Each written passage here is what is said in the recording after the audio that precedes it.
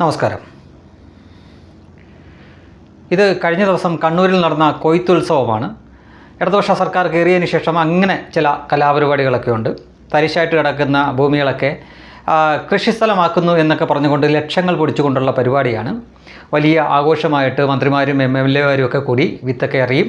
അതിനുശേഷം പിന്നീട് അത് കാത്തിരിക്കും. പിന്നെ വിത്തൊക്കെ നെൽച്ചെടിയായി അത് വളർന്ന് നെല്ല് പൂവിട്ട് അത് പിന്നീട് വിളഞ്ഞു കഴിയുമ്പോൾ ഇതുപോലെ ആഘോഷമായിട്ട് വന്നിട്ട് കൊയ്ത്തുത്സവം എന്നൊക്കെ പേരിട്ടുകൊണ്ട് ചെയ്യും. ഏതാനും വർഷങ്ങൾക്ക് മുമ്പ് തിരുവനന്തപുരത്തെ പുത്തരിക്കണ്ടം മൈതാനത്ത് വരെ ഇവർ ഇതുപോലെ നെല്ല് പാകിയതാണ്. ഇത് സംസ്ഥാനത്ത് പല സ്ഥലങ്ങളും നടക്കുന്നുണ്ട്. ഇത് നെൽകൃഷിയെ പ്രോത്സാഹിപ്പിക്കാൻ വേണ്ടിയിട്ട് ആണെന്നൊക്കെ പറഞ്ഞിട്ടാണ് ചെയ്യുന്നത്. പക്ഷേ ഖജനാവിൻ്റെ ലക്ഷങ്ങൾ പൊടിക്കുന്ന ഒരു സംഗതിയാണിത്. അപ്പോൾ ഇദ്ദേഹത്തിൻ്റെ പ്രായം മാനിച്ച് മാത്രം ഇദ്ദേഹത്തിൻ്റെ ഈ പ്രഹസനത്തെപ്പറ്റി ഞാൻ കൂടുതലൊന്നും പറയുന്നില്ല. നിങ്ങൾ കണ്ടല്ലോ, കാണിക്കുന്ന അഭ്യാസം കണ്ടല്ലോ. നെല്ല് കൊയ്യാൻ ഇറങ്ങിയ ആൾ വെള്ളയും ഇട്ടുകൊണ്ടാണ് ഇറങ്ങിയിരിക്കുന്നത്. ഇങ്ങനെയൊന്നും പ്രവർത്തനമൊന്നും കാണിക്കേണ്ട കാര്യമില്ല. അതൊരു സിംബോളിക്കായിട്ട് ഉദ്ഘാടനം ചെയ്തു എന്ന് പറഞ്ഞിട്ട് പോയാൽ മതി. ഈ പ്രായമൊക്കെ വെച്ചിട്ട് ഈ വേണ്ടാത്ത പണിക്ക് പോയതുകൊണ്ടാണ് തലയും കുത്തി പാടത്ത് വീഴേണ്ട അവസ്ഥ വന്നത്. ശരി, അത് വിട്ടേക്കാം. ഇനി കാര്യത്തിലേക്ക് വരാം. നമുക്ക് ഈ കോപ്രായങ്ങളൊന്നും അല്ലല്ലോ കാണേണ്ട. ഇതുകൊണ്ട് ജനങ്ങൾക്ക് എന്താണ് ഗുണം കിട്ടുക എന്നല്ലേ നമ്മൾ അറിയേണ്ടത്. ഇതിനെപ്പറ്റി ഇവരുടെ കൂടെ തന്നെയുള്ള MLA-യും ഇപ്പോൾ മന്ത്രിയുമായ ഗണേഷ് കുമാർ ഒരിക്കൽ നിയമസഭയിൽ പറഞ്ഞാണ്. അദ്ദേഹത്തിൻ്റെ മണ്ഡലത്തിൽപ്പെട്ട ഒരു സ്ഥലത്ത് ഇതുപോലെ 30 ലക്ഷത്തോളം ചിലവഴിച്ചു ഒരു സ്ഥലം, ഒരു തരിശുഭൂമി നിലമാക്കിയെടുത്തു. അവിടെ വിത്തൊക്കെ എറിഞ്ഞു. ഇത് ഏതാണ്ട് 100 ദിവസത്തോളം വേണം ഈ വിത്ത് വളർന്ന് പാകമായി ഇത് നെല്ല് വിളയുന്ന ആ ഒരു ഘട്ടം വരെ എത്താൻ. ഏതാണ്ട് 3 മാസത്തിനപ്പുറം വരെയാണ്.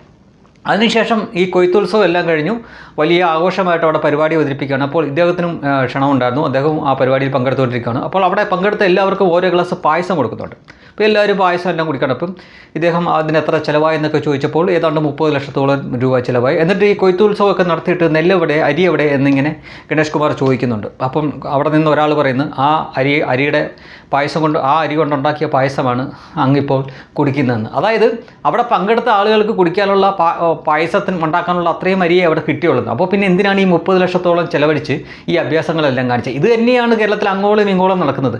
ഖജനാവിൻ്റെ ലക്ഷങ്ങൾ പൊടിച്ചിട്ട് ഇടയ്ക്ക് നിൽക്കുന്ന ഉദ്യോഗസ്ഥരും മറ്റാളുകളൊക്കെ അടിച്ചുകൊണ്ട് പോകുന്നതല്ലാതെ ഇതുകൊണ്ടൊന്നും ഈ സംസ്ഥാനത്തിനോ ഇവിടുത്തെ ജനങ്ങൾക്കോ ഒരു ഗുണവുമില്ല. ഇതിലും നല്ലത് അതൊക്കെ തരിശായിട്ട് കിടക്കുന്നത് തന്നെയാണ്. അല്ലാതെ പാടശേഖരങ്ങളൊക്കെ ഉണ്ട്, വലിയ പാടശേഖരങ്ങളും അതിന് കമ്മിറ്റികളും മറ്റുമൊക്കെ ഉണ്ട്. അവിടെയൊക്കെ മര്യാദയ്ക്ക് കൃഷി നടക്കുന്നുണ്ട്, അവർ ലാഭം ഉണ്ടാക്കുന്നുണ്ട്. പക്ഷേ വർഷങ്ങളോളം തരിശായിട്ട് കിടക്കുന്ന സ്ഥലങ്ങൾ അത് കൃഷിഭൂമിയാക്കുന്നു എന്നൊക്കെ പറഞ്ഞ് ലക്ഷങ്ങൾ ചിലവിട്ട് അത് നിലവൊരുക്കി എടുത്തിട്ട് അവിടെ എറിഞ്ഞ് കാണിക്കുന്ന ഈ വിത്തെറിയൽ മഹോത്സവവും പിന്നീട് അതിനുശേഷം കൊയ്ത്തുത്സവമൊക്കെ നടത്തി ഈ പ്രഹസനമൊക്കെ കാണിച്ച് ആർക്കെങ്കിലും എന്തെങ്കിലും ഗുണമുണ്ടോ? ഒരു ഗുണവുമില്ല. ഇവിടെ ഇതുകൊണ്ടൊന്നും കൃഷിയിലേക്ക് ആളുകൾ കൂടുതലായിട്ട് വരുന്നുമില്ല. ഇതുകൊണ്ടൊന്നും ആർക്കും ഒരു ഗുണവുമില്ല. എന്തായാലും ഈ പായസം കുടിക്കാൻ വേണ്ടിയിട്ട് മാത്രം ഇത്രയും അഭ്യാസങ്ങളൊന്നും കാണിച്ച് ഈ കോപ്രായങ്ങൾ ദയവ് ചെയ്ത് നിങ്ങൾ കാണിക്കരുത്. അതിൻ്റെ കൂടെ ഈ ഒരു പ്രായം കഴിഞ്ഞിട്ടുള്ള ആളുകൾ ഈ കൊയ്ത്തുത്സവം എന്നൊക്കെ പറഞ്ഞ് അരിവാളുമൊക്കെ എടുത്തുകൊണ്ട് ഈ പാടത്തിറങ്ങി നിന്നിട്ട് ഈ അഭ്യാസങ്ങൾ കാണിച്ച് തലയും കുത്തി താഴെ വീഴുന്ന കാഴ്ചകൾ കൂടി നമ്മൾ കാണണം. പ്രായം മാനിച്ച് മാത്രം ഒന്നും പറയുന്നില്ല. പക്ഷേ ഇത്തരം അഭ്യാസങ്ങൾ ദയവ് ചെയ്ത് മേലിലെങ്കിലും ഒന്ന് ഒഴിവാക്കിയാൽ നന്നായിരിക്കും.